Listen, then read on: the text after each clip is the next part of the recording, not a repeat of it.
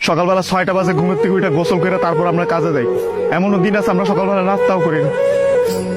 রাতের 8টার পরে আসি কাজ থেকে, আইসা যে খানা খামো ওই শক্তিটাও থাকে না, সেখানে আমাদেরকে রান্না করে তারপর খাইতে হয়। আমাদের কোনো ছুটি নাই। একদিন আমরা ছুটি পাই, ওই দিন আমরা ঘর গুছাইতে, কাপড় ধুইতে, এটা সেটা করতে করতে চলে যায়। কাপড় ধোয়ার জন্য যে মানুষ রাখবো, মানুষ রাখলে তো টাকা যাবে, বেতন দিতে হবে ওদের। ওই টাকাটা বাসায় আপনাদেরকে পাঠাই, তারপর ওইটা দিয়ে আপনারা ফুটা নিবেন। আর এই যে ইস্ত্রি করা, এই যে ভাজ আলা কাপড় বেরা ঘুরেন।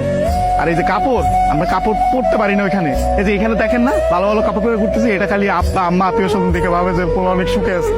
ওখানে তো জামা কাপড় পরার টাইমই পাই না আমরা। কখন জামা কাপড় পরবো? সারাদিন তো ইউনিফর্ম পরেই থাকা লাগে। রাতের বেলা বেলা খাওয়ার পরে এই যে 5টা মিনিট মা বোন বাপের সাথে কথা বলি, ওইটাই আমাদের জীবনে সারাদিনের সুখ। সারাদিন কষ্ট করে ওই যে 5টা মিনিট মায়ের সাথে কথা বলবো, এটার জন্য 16 ঘন্টা 18 ঘন্টা করে আমাদের চাকরি করা হয়।